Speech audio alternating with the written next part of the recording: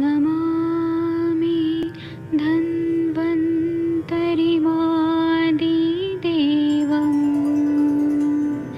सुरासुरैर्वन्दितपादपद्मं लोके जरामृत्युनाशं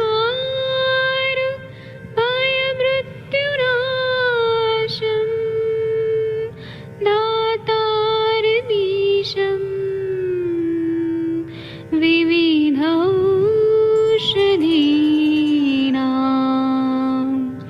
शङ्खं चक्रं जलौकां दधतं मृतघटं चारुतोर्भिश्चतुर्भिः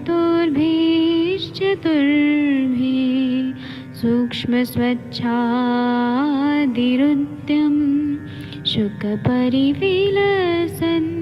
मौलिमं भोजनेत्रम् कालाम्बोदोज्ज्वलाङ्गं कटितटविलसत्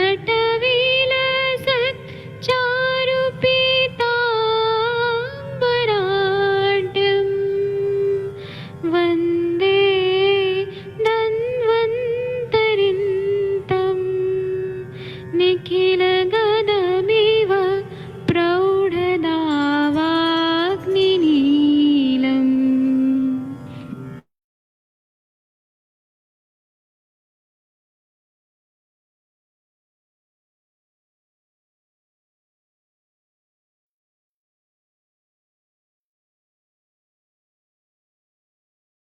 प्रणाम सभी लोग को। मैं वैद्य अरविंद पाठक आप सभी लोग का स्वागत करता हूं।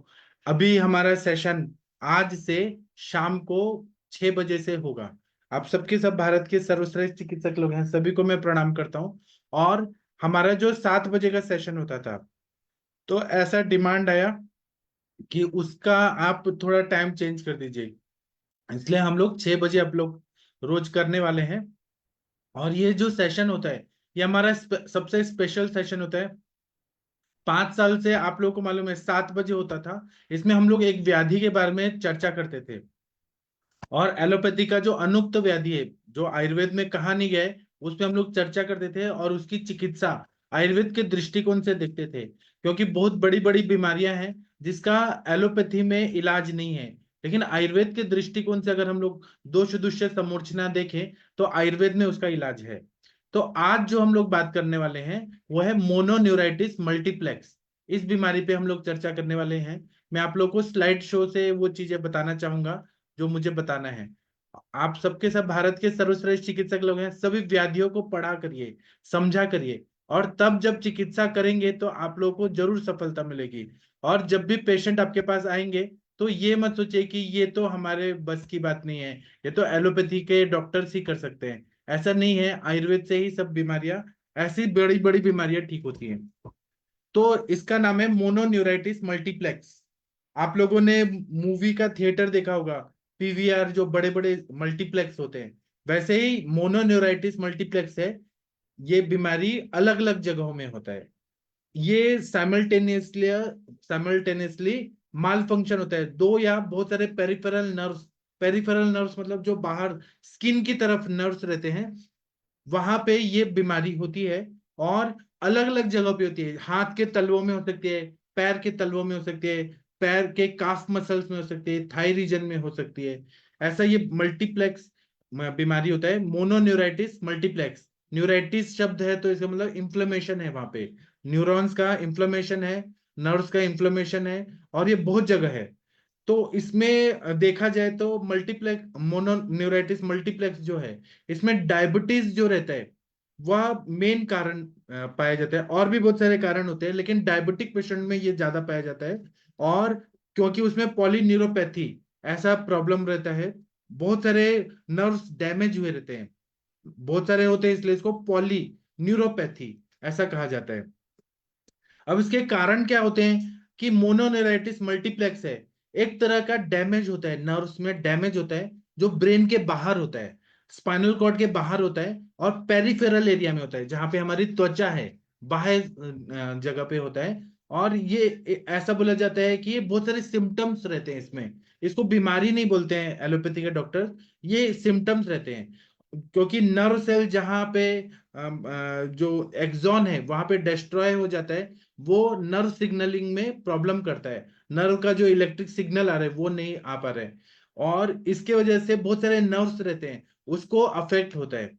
जैसे जैसे बीमारी बढ़ते जाती है वैसे वैसे ये स्प्रेड जो है वो बढ़ते जाता है, और भी नर्व्स को ये डैमेज करते जाता है। अब ये क्यों होता है, इस पे रिसर्च होके पता चला है कि ये लैक ऑफ ऑक्सीजन की वजह से हो सकता है। ऑक्सीजन अगर कम मिल रहा है नर्व्स को, उनके सेल को नर्व्स कम मिल रहा है, ऑक्सीजन कम मिल रहा है, या ब्लड फ्लो कम हो रहा है, उसके वजह से हो सकता है। या ब्लड वेसल्स में इरिटेशन हो गया, या स्वेलिंग हो गया, इन्फ्लेमेशन हो गया ब्लड वेसल का, उसके वजह से भी हो सकता है। लेकिन एलोपैथी साइंस में इसका एग्जैक्ट कॉज नहीं पता चला है। ब्लड वेसल्स की जो बीमारियां होती है उसके वजह से तो होता ही है। और क्या पता चलता है कि ब्लड वेसल डिजीज जैसे पॉली अर्थराइटिस नोड्यूसा नाम की एक बीमारी होती है जिसमें गांठे गांठे पड़ जाती है।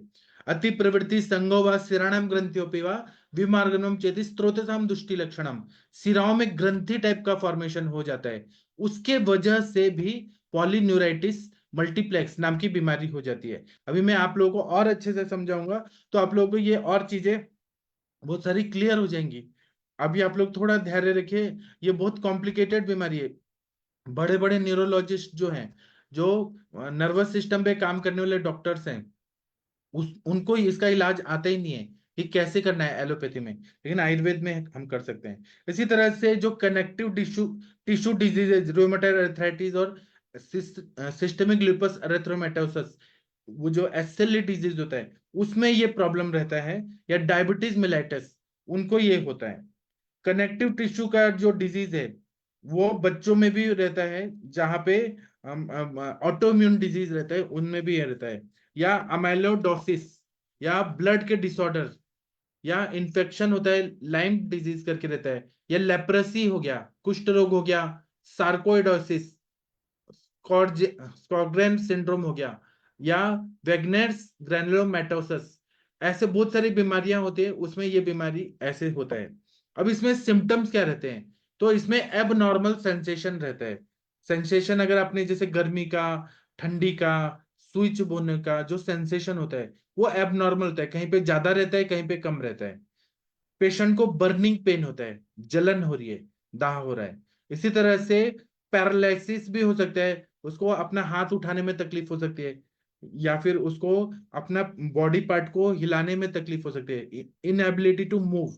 इसी तरह से lack of control over movement, movement का कंट्रोल नहीं रहता है, हाथ उठाना चाह रहे हैं लेकिन वो कंट्रोल करके ऊपर ज्यादातर नहीं कर पा रहे हैं। इसी तरह से सेंसेशन का लॉस रहता है, हाथों में चींटियां काट रही है, टिंगलिंग भी हो रहा है, नमनेस भी आ रहा है, बाध्यता आ रहा है, सुप्ति जैसे सिम्टम्स हो रहे हैं। स्पेसिफिक सिम्टम जो रहता है वो कौन सा नर्व इन्वॉल्व है उस पर डिपेंड करता है। अभी मैं थोड़ा स्लाइड शो से दिखाता हूँ, आप लोग को और अच्छे से समझ आएगा। ये जो मोनोन्यूराइटिस मल्टीप्लेक्स नाम की बीमारी है, इसमें डैमेज और dysfunction of a single peripheral nerve. Most common mononeuropathies are cubital tunnel syndrome, carpal tunnel syndrome, peroneal nerve dysfunction. ये देखिए जैसे डायग्राम में बनाया है, वहां पे नर्व्स का कुछ ना कुछ प्रॉब्लम हो रहा है, वहां पे नर्व्स में इंफ्लेमेशन है, और ये अलग अलग साइट पे भी हो सकता है। सिम्टम्स में depends on affected nerve. Underline cause में सेंसरी नर्व है, वो नमनेस पेन टिंगलिंग होता है। मोटर नर्व्स है, वो weakness atrophy loss of coordination, ये हो सकता है। तो ये संवेदनाएं जो होती है सेंसरी नर्व्स, उनका हो सकता है, या मोटर नर्व्स का हो सकता है। तो सेंसरी नर्व्स जो रहती हैं, जो जैसे हमारा हाथ का उंगली है, यहाँ से सेंसेशन पता चल रहा है तो ये ब्रेन तक लेके जाती है, इनको बोलते हैं सेंसरी नर्व्स। और जो ब्रेन से सिग्नल लेके आती है अपने पेरिफेरी तक, उसको बोलते हैं मोटर नर्व्स। तो यहाँ पे मोटर नर्व्स भी अफेक्टेड है और सेंसरी नर्व्स भी अफेक्टेड है। कॉजेस क्या रहते हैं कि फिक्स्ड मोनोन्यूरोपैथी किससे होता है, तो nerve compression against hard surface. कहीं पर जैसे कार्पल टनल सिंड्रोम है, या क्यूबाइटल टनल सिंड्रोम है, वहां पे कोई लिगामेंट टेंडन इंजर्ड हो गया और उसके वजह से नर्व का कॉम्प्रेशन हो रहा है। Entrapment of nerves in narrow anatomical spaces, जैसे सुरंग में, जब उत्तराखंड में सुरंग में बहुत सारे मजदूर अटक गए थे, तो एंट्रैपमेंट हो गया था मजदूरों का, वैसे ही नर्व का एंट्रैपमेंट हो जाता है तो उसके वजह से भी ये न्यूरोपैथीज होती हैं। वहां पे कुछ भी चीज, वायु अगर रुक गया, अति प्रवृत्ति संगोवा, वायु को रोक दिया गया नर्व कंडक्शन में, तो वो ये प्रॉब्लम कर देगा। या ट्रांसिएंट मोनोन्यूरोपैथीज है कि repetitive action that cause trauma to neuron. एक ही जैसे दर्जी है, वो पैर से बार बार वो चला रहा है, वो जो मशीन होता है वो चला रहा है, या कोई पेंटर है दिन रात वो हाथ से वो काम कर रहा है, रिपीटेटिव एक्शन है, उसके बॉडी को थोड़ा रेस्ट चाहिए, तब भी वो वही वही काम कर रहे हैं।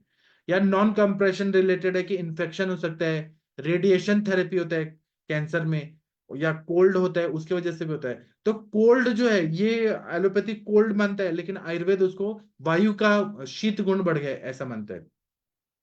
तो compression can cause segmental demyelination. अब ये देखिए डायग्राम में बताया डीमाइलिनेशन कैसे हो रहा है। जो माइलिन शीथ है वो सेगमेंटल, सेगमेंट के जैसे तोड़े पड़े ऐसे फुट फुट के जा रहे हैं, ऐसे कॉम्प्रेशन की वजह से हो सकता है। और इससे मोनोन्यूराइटिस मल्टीप्लेक्स ऐसे बीमारी होती है। तो अभी ये देखिए जैसे वेस्कुलाइटिस आप लोग को दिख रहा है, ब्लड जो है वो नर्व एंडिंग में कहीं कहीं क्लॉट टाइप हो रहा है, इसको बोलते हैं वेस्कुलाइटिस। ठीक है।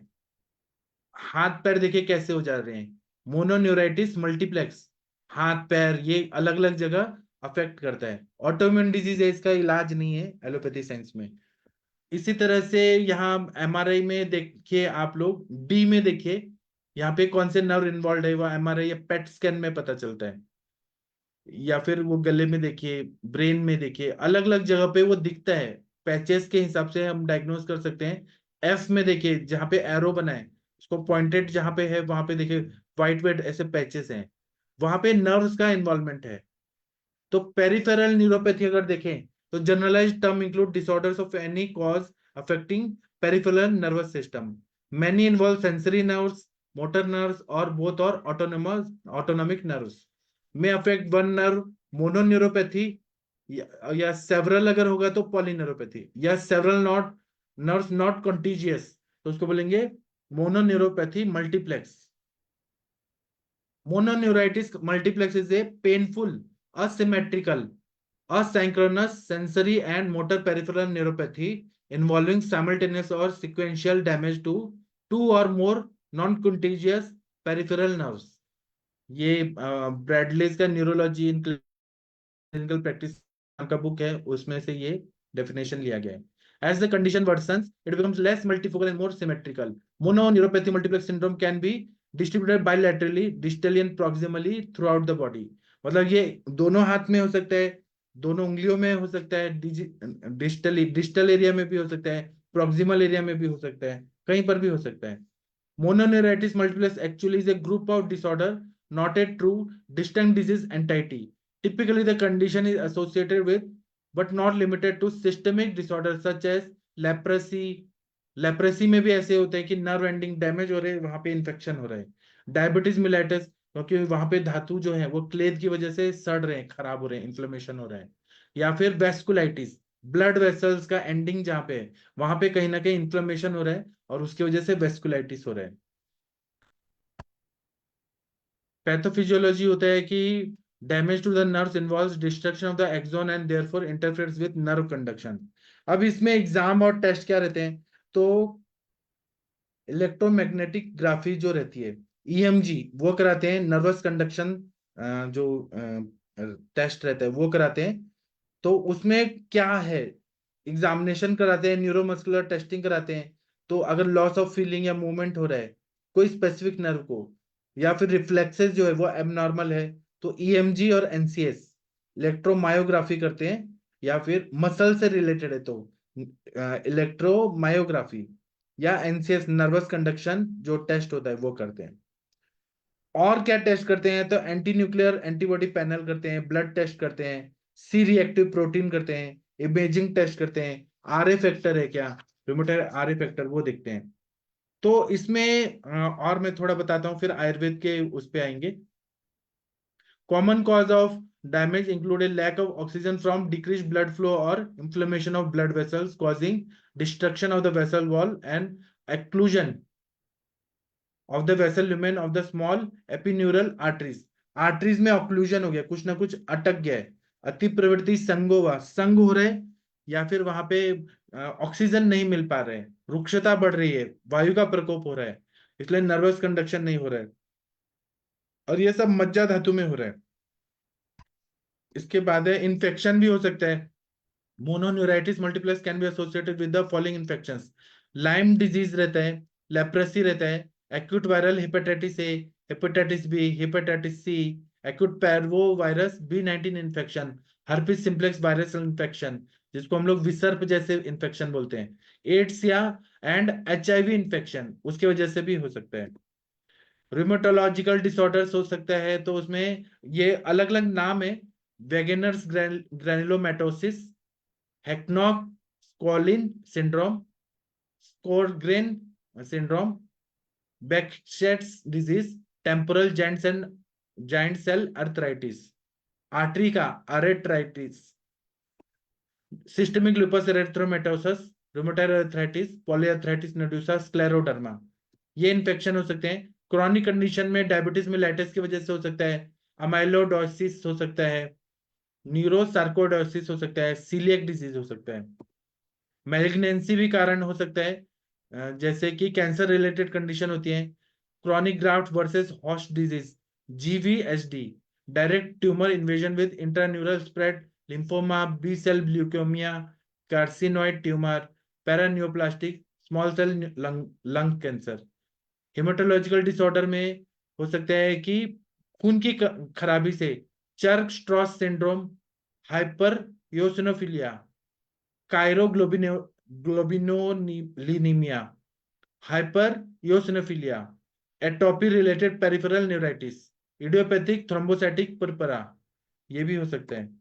Mononeuritis multiplex can be associated with the following miscellaneous conditions, amphetamine एंजाइटिस, gasoline sniffing. In addition, mononeuritis multiplex can be associated with genetic disorder, Trangier disease, and with multiple compression neuropathies.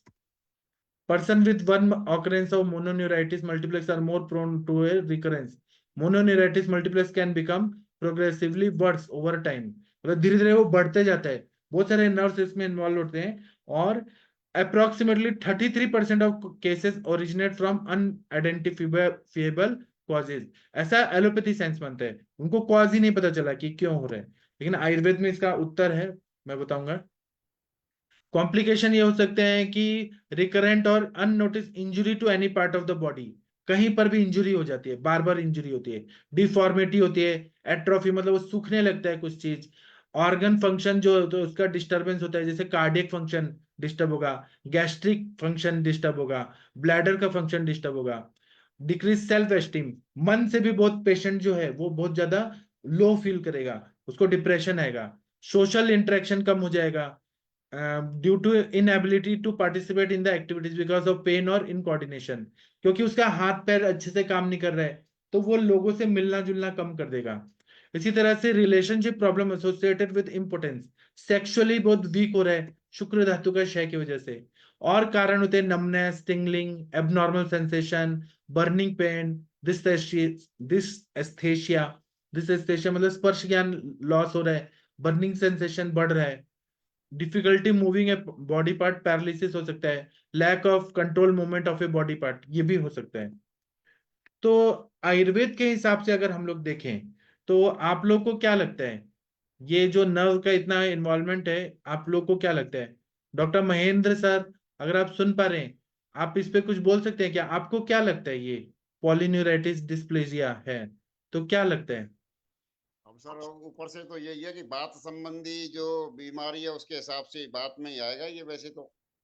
हाँ, ठीक है, बहुत अच्छा बताया आपने sir. तो मैं बताता हूँ, ये इसमें बहुत सारे नर्व्स अफेक्टेड रहते हैं, वात प्रकोप रहते हैं, कहाँ पे? मज्जा धातु में। तो इसमें हम लोग चिकित्सा जब करेंगे तो वात व्याधि की चिकित्सा करेंगे। नमनेस आ रहा है तो कफावृत वात, उसमें सुप्ति सिम्टम बताए, कफावृत वात, कफ ने आवरण कर दिया है, वायु अंदर बीच में बैठा है और कफ ने आवरण कर दिया है, तो हम लोग कफावृत वात की चिकित्सा करेंगे। इसमें हम लोग कफ की चिकित्सा करेंगे या वात की करेंगे, कैसा सिम्टम है उस हिसाब से करेंगे, और कटु रस का प्रयोग शुरुआत में करेंगे, स्रोतस की शुद्धि करेंगे, कषाय देंगे, और फिर बाद में मधुर रस से ब्रीहण करेंगे, बल्य दवाइयां देंगे, और मज्जा धातु को हम लोग बल देंगे, शुक्र धातु को बल देंगे। तो अब और रक्त वाहिनियों को भी हमें ताकत देना है, ब्लड वेसल्स भी इन्वॉल्व है। तो रक्त पे काम करने वाले कषाय हैं तो अष्टवर्ग कषाय, जीवक और ऋष्वक छोड़ दीजिए, मेधा, महामेधा, काकोली, क्षीर काकोली, मुद्रपर्णी, माशपर्णी, जीवंती, यष्टि, मधु, इसका काढ़ा मिलता है मार्केट में या खुद बना के। अष्टवर्ग तो हम च्यवनप्राश में भी डालते हैं, उसका प्रयोग करें। भद्र दारवादी कषाय है, इंदुकांत कषाय है, वायु का बहुत ज्यादा पेन हो रहा है, ये सब तकलीफ हो रही है तो महारासनादि कषाय देते हैं। उसके बाद में ब्रीहण करना है, पहले वात का शमन करना है फिर ब्रीहण करना है, तो विदार्यादि कषाय है, बलामूल शीर कषाय है। और अग्नि को बढ़ाएंगे दीपन पाचन अनुलोमन करके, कुष्मांड रसायन, विदार्यादि लेहम, फिर उसके बाद में बला के कोई भी अश्वगंधा अवलेहम ये देंगे। और दीपन पाचन करना है तो त्रिकटु चूर्ण देंगे सुबह शाम, एलादि चूर्ण देंगे, लवंग चूर्ण देंगे। बाद में हम लोग ब्रीहण करना है, बल्ले देना है तो अश्वगंधा चूर्ण, बला चूर्ण, मुसली पाक, ये सब दवाई देंगे। फिर आवरण को हटाना है तो रसोनादि वटी देते हैं, बहुत अच्छा आवरण को हटा देता है। फिर उसमें नर्व को रीजनरेट करना है, नर्व के जो माइलिन शीट डैमेज हो रही है, सेगमेंटल डिमाइलिनेशन हो रहा है, नर्व पे काम करना है तो वहां पे स्वर्ण मुक्तादिवटी या पूर्ण चंद्रोदय, सिद्ध मकर ध्वज, बृहत्वाद चिंतामणि रस, त्रैलोक्य चिंतामणि रस, पंचामृत लौह गुग्गुल, बहुत ही बढ़िया बढ़िया दवाई है। फिर उसके बाद में क्षय कुलांतक रस, क्षय कुलांतक रस है वो रस से शुक्र तक गामित्व रहता है, रस रक्त मांस में दस्ते मज्जा शुक्र, तो क्षय कुलांतक रस जहां पर भी शोष है और एट्रोफिक चेंजेस आ रहे हैं उसमें क्षय कुलांतक रस सुबह शाम देंगे। फिर अब्रक भस्म, सहस्त्रपुटी अब्रक भस्म बहुत अच्छा काम करता है, बृहत्वाद चिंतामणि रस। फिर ये वसंत कुसुमाकर रस, अगर डायबिटिक रिलेटेड ये प्रॉब्लम है तो वसंत कुसुमाकर रस बहुत अच्छा काम करता है। वहां पे अगर कफ का आवरण बहुत दिख रहा है, स्तंभ बहुत है, स्टिफनेस बहुत ज्यादा है, तो भल्लातक घृतम 5-5 ml सुबह शाम दूध के साथ देते हैं, खाने के बाद तो बहुत अच्छा फायदा होता है। इसी तरह से हम लोग बस्ती और अभ्यंग करते हैं, सहचरादि तेल का बस्ती देते हैं, या पीने के लिए सहचरादि स्नेह देते हैं थोड़ा मात्रा में, 10 ml तक दूध के साथ मिक्स करके वो पीने के लिए। 10 ml कितना कम होता है, वो जो ड्रॉपर का बॉटल होता है ना उतना देते हैं सुबह और शाम। या शीर बला तेल 101 आवृत्ति का 10-10 ड्रॉप सुबह शाम देते हैं, बहुत अच्छा फायदा होता है। जैसे स्वर्ण भस्म देते हैं, प्रवाल भस्म देते हैं। उसी तरह से बाद में हम लोग क्या करते हैं, अश्वगंधा अरिष्ट, अश्वगंधा अवले, विदार्यादि लेहम, कुष्मांड रसायनम, फिर देवदारवादी अरिष्टम, बलारिष्टम, अश्वगंधारिष्टम, दशमूलारिष्टम, ऐसे बहुत सारी अच्छी अच्छी दवाइयां हैं आयुर्वेद में वो देते हैं। उद्वर्तन करना भी बहुत जरूरी है, उद्वर्तन से वहां पे जो स्वेद वाहिनी है वो ठीक हो जाती है, और ये पेरिफेरल न्यूरोपैथी वगैरह है वो भी कम हो जाता है। तो त्रिफला चूर्ण से या जीवंत्यादि चूर्ण, उससे उद्वर्तन करना चाहिए। निम्ब, अमृता, एरंड तेल को है वो एक्सटर्नली लगा सकते हैं। उसी तरह से अभ्यंग के लिए माश तेलम है, विषमुष्टि तेलम है, प्रभंजन तेलम है, बला अश्वगंधादि लाक्षादि तेलम, ये बहुत ही बढ़िया दवाई है, उसका प्रयोग करते हैं। नस्य के लिए शीर बला तेलम, कार्पस हस्त्यादि तेलम, केतकी मुलादि तेलम का हम लोग नस्य देते हैं। इसी तरह से फिर जब पेशेंट रिकवर कर रहा है तो हम लोग रसायन कुछ देते हैं, जैसे नारसिंह रसायन, फिर पिपल्यादि रसायन, अभ्या पिपल्यादि रसायनम, नारसिंह रसायन, अश्वगंधा लेहम, धातु कल्प लेहम, ये जब देते हैं ना तो पेशेंट हमारा बहुत सही होने लगता है। जो डायबिटिक पेशेंट है उनको मीठा अवलेह ना दें, उनको अवलेह हटा के शिलाजीत का प्रयोग करें जो डायबिटिक पेशेंट है।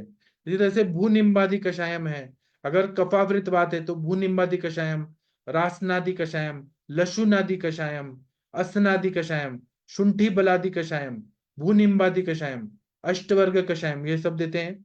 और यहाँ पे हम लोग गुरुचि सत्व देते हैं, गुरुचि सत्व जो है वो क्या करता है, न्यूरोपैथी में बहुत अच्छा काम करता है, ऐसा रिसर्च हुआ है।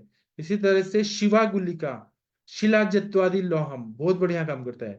फिर धान्वंतर घृत खाने के लिए देते हैं। उसी तरह से उद्वर्तन के लिए कोल कुलत्थादि चूर्ण, एलादि चूर्ण, आरक बदादि चूर्ण, त्रिफला चूर्ण देते हैं।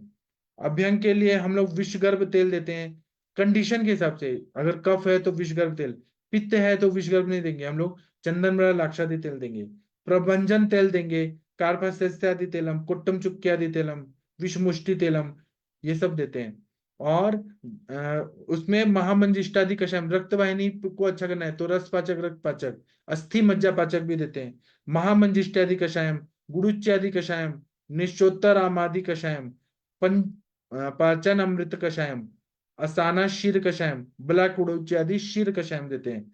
उसी तरह से गुगुल कल्पना में हम लोग कैशोर गुगुल, अमृता गुगुल, गोक्षुरादि गुगुल देते हैं।